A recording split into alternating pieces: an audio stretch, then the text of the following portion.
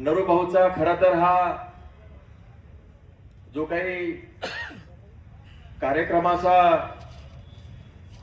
जो काही त्यांचा वाढदिवसाचा सोहळा आहे, हा सोहळा आपण साजरा करतोय त्याची दोन कारण आहेत. एक तर पहिलं म्हणजे नरू भाऊने ज्या पद्धतीनं या ठिकाणी त्यांच्यावर आलेलं जे संकट होतं त्याला यशस्वीरित्या झुंज दिली आणि अक्षरशः सगळ्यांनी चर्चा केली की नरू भाऊची आशा सगळ्यांनी सोडली असताना जवळजवळ खरंच सांगतो की सगळ्यांनी आता हे केले अशी जवळजवळ चर्चा कुजबूज खाजगीत सुरू झाली असताना जी त्यांनी त्या ठिकाणी मरणासोबत मृत्यू समवेत झुंज दिली त्यावर मात करून ते परत आले. त्यांचा हा सत्कार सोहळा आहे आणि तुमचा जो काही आता 63वा वाढदिवस त्याचा हा सत्कार सोहळा आहे. नरू भाऊ, मला तुमचं काम फारसं जवळून पाहता आलं नाही, कारण त्या काळात जेव्हा तुम्ही अध्यक्ष झाले किंवा इकडे जिल्हा परिषदा लढल्या त्यावेळेस आमचा दुसरा संघर्ष चालू होता नोकरीचा. परंतु जेव्हा तुम्ही अध्यक्ष झाले तेव्हा तुमच्या सुरज कथा आमच्या कानावरती येत होत्या. आमचे नेते त्यावेळेस राष्ट्रवादी काँग्रेसचे मंत्री महोदय होते डॉक्टर राजेंद्र शिंगणे साहेब, त्यांच्याकडे मी काम केलेलं आहे. म्हणजे मंत्री महोदय शिंगणे साहेब मंत्री झाले आणि मी नुकताच अधिकारी झालो होतो. त्यांचं नव्यानं मंत्रीपद आणि माझं नव्यानं त्यांच्याकडे मी माझं जॉईनिंग असं एकाच वेळी झालं आणि त्याच्यामुळे बुलढाणा जिल्ह्याशी च्या घडामोडीशी माझा कायम संपर्क राहिला आणि त्यामुळे जिल्हा परिषद अतिशय तडाखेबंद पद्धतीने आपण चालवली आणि त्यातून तुमचं एक नेतृत्व, एक व्यक्तिमत्व उभं राहिलं. एक मोठा प्रदीर्घ संघर्षाचा वारसा तुमच्या समवेत आहे. संघर्ष आणि नरूभाऊ खेडेकर ही एकच नाव आहे. म्हणजे नरूभाऊ खेडेकरांनी जी व्यक्तिमत्व आहे, एक उग्र, स्वाभिमानी, रांगड, तेवढंच मनमिळावू, वरून जरी फच्चासारखं दिसत असलं तरी आतून मात्र अतिशय रसाळ आणि मधाळ असे व्यक्तिमत्व आहे.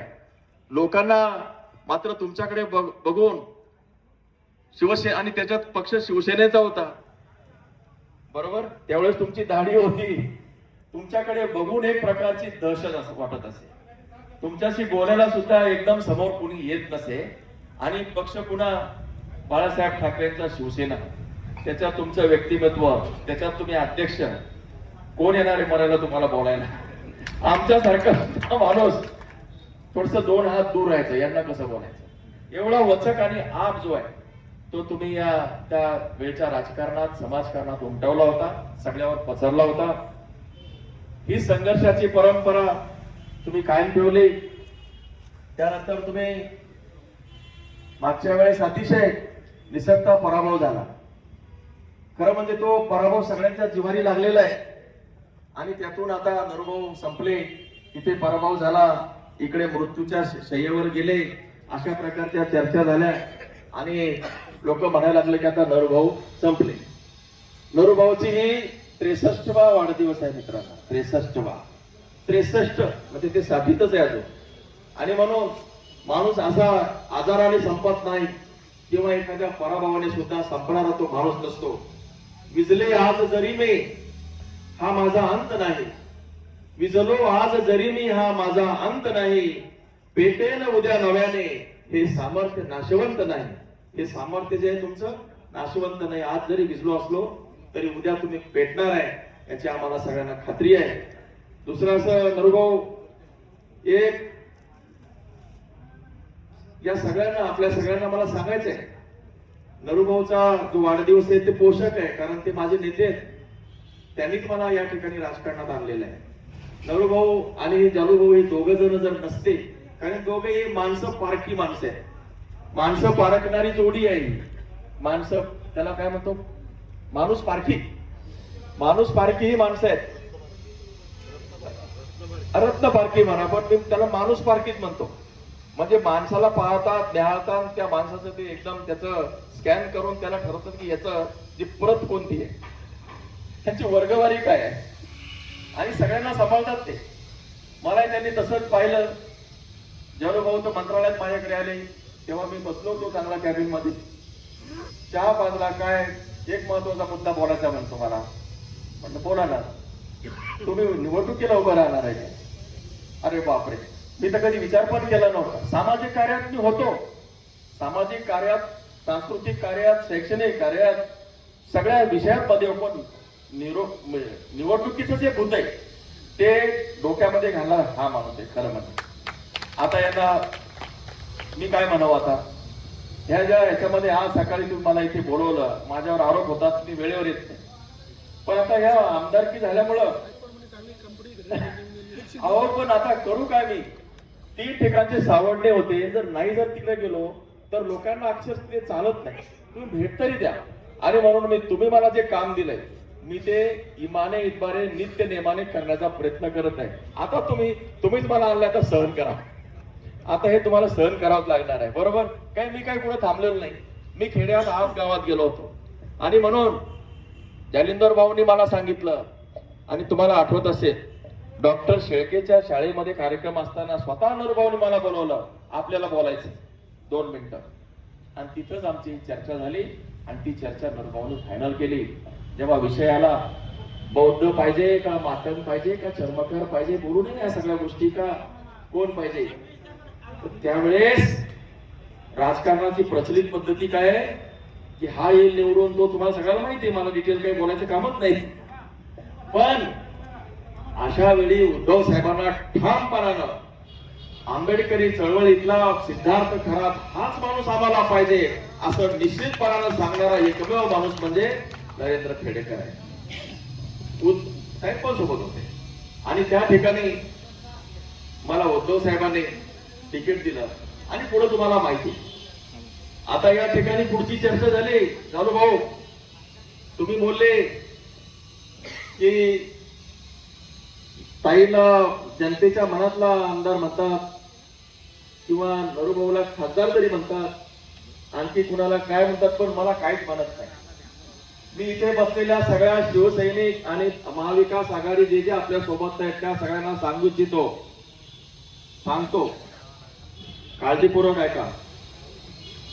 इथे ज्यांनी शिवसेना उद्धव बाळासाहेब ठाकरे पक्ष आणि त्यांच्या समोर आघाडी केली आहे आणि ज्यांची जी स्वप्न आहेत आणि ज्यांनी आम्हाला मदत केलेली या पडत्या काळामध्ये आणि ज्यांची काही स्वप्न अपूर्ण राहिली आहेत, अधुरी राहिलेली आहेत, शब्द देतो सिद्धार्थ खरात या ठिकाणी त्या सगळ्यांची स्वप्न पूर्ण करण्याची जबाबदारी हा सिद्धार्थ खरात घेतो. त्यामध्ये साहेब तुम्ही पण आले. खासदारकी पडली आणि कशी पडली मला माहिती आहे. मला आता खूप दुःख होत आहे. मी जर त्यावेळेस असतो, आता त्या बोलण्यात तरचा इश्यू आहे. आणि म्हणून साहेब चिंता करू नका तुम्ही. ही जी माणसं या ठिकाणी थांबली हे गमत फक्त मला कळलेलं आहे. तुम्हाला किती कळलंय नाही कळलंय मला माहिती नाही. शिवसेनेकडे माणसं आहेत, माणसाची प्रचंड खाण आहे. आणि शिवसेना या पक्षाकडे सगळ्यात महत्वाचं म्हणजे विचार आहे.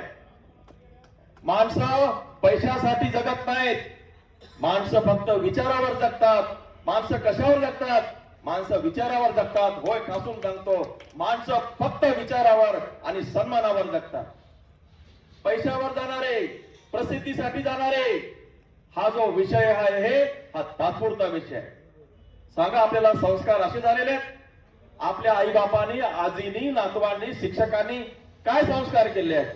विचाराचे, नीतीचे, संस्कृतीचे संस्कार दिलेले आहेत. आणि ही भ्रष्ट होत चाललेली संस्कृती, ही नीती आपण सगळे निर्विकारपणानं डोळ्याने पाहतोय. कोणाकडे पैसे झाले म्हणून माणूस निवडून येत नाही, चुकीचा समज आहे. मी अजिबात मानत नाही. कोणीतरी पैसे दिले म्हणून माणसं निवडून आले, गलत. राजकारणासाठी पैसा थोडाफार लागतो, मी नाही म्हणत नाही, लागतोच. आता अलीकडे काहींच्या सवयी झाल्या त्या लागतात. परंतु केवळ पैसा आहे म्हणून तो माणूस निवडून येत नाही. तर पैशाबरोबर त्याची नीती पाहिजे, त्याच्या विचारावर काम करण्याची तयारी पाहिजे. म्हणून मी नेहमी सांगत असतो, ज्वारी नसलेली कणस, गर नसलेली फणस आणि विचार नसलेली माणसं या जगात असली काय आणि नसली काय काय कामाची नाही. म्हणून विचार असलेली, घर असलेली आणि बाणेदार दाणे असलेली माणसं शिवसेना उद्धव बाळासाहेब ठाकरे पक्षाकडे आहेत. असे किती येतील, किती जातील, शिवसेना सारखा संस्कृती जपणारा पक्ष संपणार नाही, संपू देणार नाही. कारण नीतीची, रीतीची, बातीची, संतांची, संस्कृतीची, शिवशाहू फुले आंबेडकरांची शपथ घेऊन आपल्याला यापुढे काम करायचं आहे. कोण म्हणता या बुलढाणा, आता आम्ही नगर परिषद जिंकलेली आहे, कशी जिंकली मला माहिती आहे. आणि आता पुढचं जे टास्क आहे आपल्या सगळ्या समोर, ते एकच टास्क आहे. येणाऱ्या पंचायत समित्या आणि जिल्हा परिषदामध्ये आपल्याला बुलढाणा जिल्ह्यावरती भगवा झेंडा फडकवायचा म्हणजे फडकवायचाच आहे. आणि खात्री देतो महाविकास आघाडीचाच त्या ठिकाणी यावेळेस आपला जिल्हा परिषदेचा अध्यक्ष राहील, ही या ठिकाणी साहेब मी तुम्हाला गॅरंटी देतो, राहीलच. आणि मी जेव्हा बोलतो तेव्हा मला स्पष्ट दिसतं, कारण माझ्या विचाराची दिशा सुस्पष्ट आहे, माझी टीम तेवढी सुसाट आहे. ती तयारी आमची झालेली आहे. बाकीच्या नुसत्या चर्चा, तालुक्याच्या चर्चा, बैठका घेण्यात अर्थ नाही. आपण सगळ्यांनी आपापली जी माणसं आहेत, तालेवार विचारावर राहिलेली माणसं, थोडी सक्षम माणसांची यादी तयार करा, पंचायत समित्याच्या याद्या तयार करून घ्या. या जानेवारीच्या आत या इलेक्शन जर नाही झाल्या तर या पुढे लागण्याची शक्यता आहे. मी खात्री केली आहे की या जानेवारीच्या निवडणुकाची थोडीशी गडबड आहे. झाल्या तरी आपण तयार राहा, नाही झाल्या नरेश भाऊ तरी तयार राहा, बरोबर.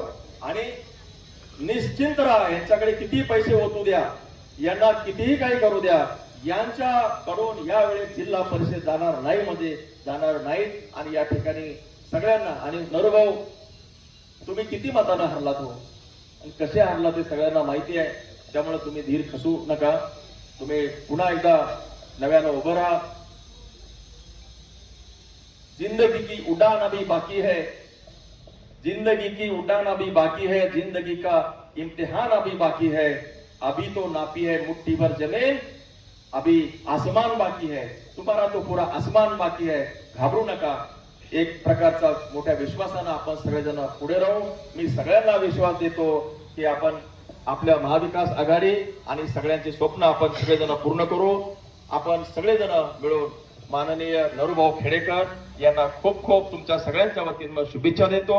आपलं आरोग्य आणि पुढील वाटचाल अशीच ही प्रखरपणानं चालत राहो, हा या ठिकाणी विश्वास व्यक्त करतो. थांबतो. जय हिंद.